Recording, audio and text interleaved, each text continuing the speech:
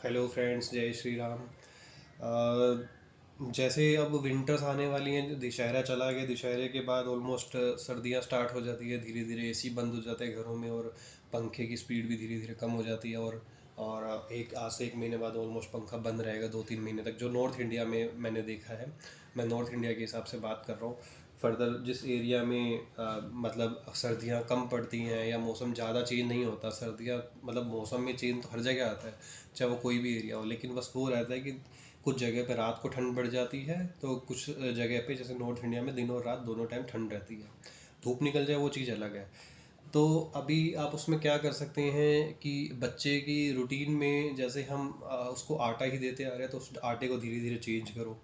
अगर आपका बच्चा बड़ा है या डाइजेशन उसका ठीक है, तो रागी से रिप्लेस करो। ये मैं इसलिए बता रहा हूँ कि जो ऑटिज़म, डेवलपमेंटल डिले या जो ब्रेन वाली या न्यूरोलॉजिकल डिसऑर्डर जिस बच्चों में होता है, तो उनके लिए आटा चेंज करना बहुत ज़रूरी होता है। वो इसलिए भी होता है कई, क्योंकि हम जो नॉर्मल गेहूं का आटा खाते हैं उसमें भी एक शुगर कंटेंट होता है।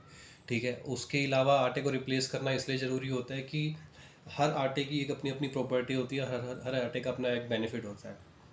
जैसे कि मैं कहूँ, रागी दिमाग के लिए अच्छा होता है, और चना जो होता है बोन्स के लिए अच्छा होता है, और जो आटा है प्रॉपर, जो नॉर्मल आटा है या चावल है या ये सब फाइबर में बहुत अच्छे होते हैं। ओट्स फाइबर में बहुत अच्छे होते हैं। इसके अलावा बाजरा, ज्वार, ये सब ये अच्छी एक बॉडी की हीलिंग प्रॉपर्टी रखते हैं, जिससे कि बच्चे के अंदर सर्दियों के अंदर जो होने वाली बीमारियां हैं उसके चांसेस कम हो जाते हैं।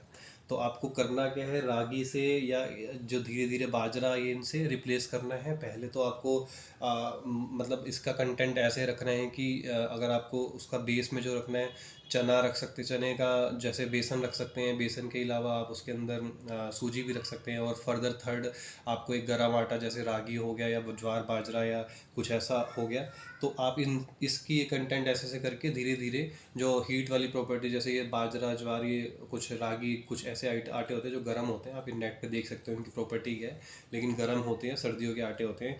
तो आप इसको धीरे धीरे इसकी क्वांटिटी बढ़ाते रहना जैसे सर्दी आ रही है, और बच्चे को आटे से रिप्लेस करने की कोशिश करो 3-4 महीने, तो बच्चे के अंदर आपको कुछ बेनिफिट भी दिखेंगे।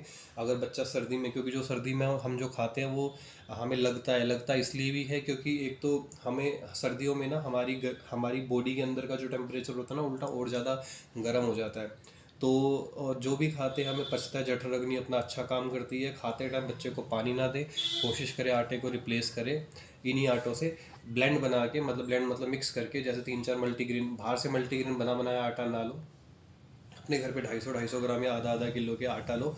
और जैसे बेसन आपने 1 किलो ले लिया, और इसके अलावा सूजी आधा किलो ले ली, तो सूजी के साथ मिक्स करो। सूजी का इतना कोई बेनिफिट नहीं होता, सूजी डाइजेशन के लिए अच्छी होती है, लेकिन सूजी के आटे के साथ आप बेसन थोड़ा सा मिक्स कर दो, 50-30 और 20% आप डाल सकते हो बाजरा, जो अभी लेडीज़ को लगता है कॉम्बिनेशन ठीक होता है। और अगर रोटी उस तरीके से बनाए कि बच्चा उसको खा ले, और कोशिश करें दिन में दें तो दही के साथ ज़रूर दें। दही सर्दियों के लिए अच्छा एक न्यूट्रिशन वाला फूड होता है। हमें ऐसा लगता है सर्दियों में गर्म खांसी जुकाम कर देगा, अगर प्रॉपर आपको खांसी जुकाम है तो बच्चों को नहीं देना चाहिए दही। लेकिन दही जो बना है प्रॉपरली सर्दियों के लिए ही बना है। और बारिश के मौसम में दही को एक तरीके से जहर जहर माना जाता है, गर्मियों में एक तरीके से नॉर्मल माना जाता है, लेकिन गर्मियों में हम उसको रिप्लेस करते हैं छाछ या लस्सी से। सर्दियों में दही को दही रहने देते हैं। और अगर किसी बच्चे को चावल से एलर्जी नहीं है या इससे कुछ नहीं है, तो चावल के साथ उसको हम दही देते हैं, तो एक अच्छा न्यूट्रिशन मिलता है उसको। तो इन रोटियों के साथ भी आप बच्चे को दही देंगे, और उसको अच्छे से चलाएंगे या उसको अच्छे से एक्टिविटी कराएंगे, और उसको अगर खिला के थोड़ा चला के सुला देते हैं तो अच्छी स्लीप लेगा। और ये धीरे धीरे आप इस चीज़ को, आटो को रिप्लेस कर सकते हैं। दही को दिन में देना है 4 बजे या 3 बजे से आसपास दही को दे के, बाद में नहीं देना, क्योंकि उसके बाद टेम्परेचर सर्दियों में नीचे गिरने लग जाता है, तो हमें दही को रात को नहीं देना। ऐसा होता है कि दही की तासीर को थोड़ा गर्म भी बताया जाता है, कुछ जगह कुछ बताया जाता है, कुछ जगह कुछ बताया जाता है। तो आप काली मिर्च डाल सकते हैं और थोड़ा सा सेंधा नमक डाल सकते हैं। यूजुअली नमक प्रेफर नहीं करते आयुर्वेद के अकॉर्डिंग।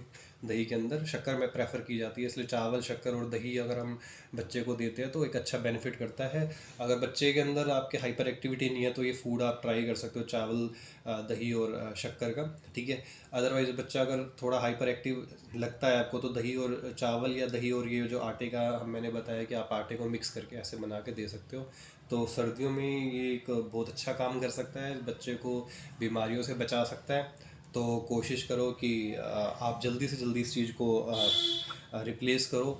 और हर सीज़न में हर दिन में तो एटलीस्ट दो, अगर आपको लगता है रात को टेम्परेचर ज़्यादा हो रहा है तो उस बच्चे को 7-8 बजे के आसपास ये खिला के थोड़ा चला के सुलाओ, क्योंकि आटे ये थोड़े थोड़े हैवी होते हैं।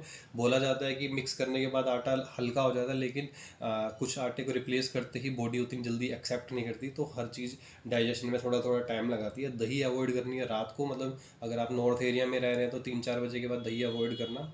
और अगर आप ऐसे साउथ या ऐसे कोई सी एरिया में रह रहे हैं जहाँ पे इतनी सर्दी नहीं पड़ती, तो 6 बजे 5-6 बजे के बाद दही नहीं देनी चाहिए। वैसे तो बच्चों को रात को देनी नहीं चाहिए, शुक्राणु होते हैं उसमें, वो दिन में अच्छे होते हैं और रात को ख़राब हो जाते हैं। नमक अवॉइड करना है, अगर आप देते हैं तो थोड़ा सा काली मिर्च या ऐसा कुछ डाल के दे सकते हैं। दही और नमक का कोई कॉम्बिनेशन नहीं होता, वो हम पता नहीं कब से बनाते आ रहे हैं। और रही बात इसकी कि जो आपके मल्टीग्रेन वाला आटा है, इसको आप अपने घर में ही मल्टीग्रेन बनाओ। लेडीज़ को या मदर को सब पता होता है कि बच्चे के लिए क्या ठीक है क्या नहीं, तासीर भी सबकी सबको पता होती है। ठीक है, तो आटे को रिप्लेस कीजिए और आपके लिए ये बड़ा बेनिफिशियल होगा। जय श्री राम।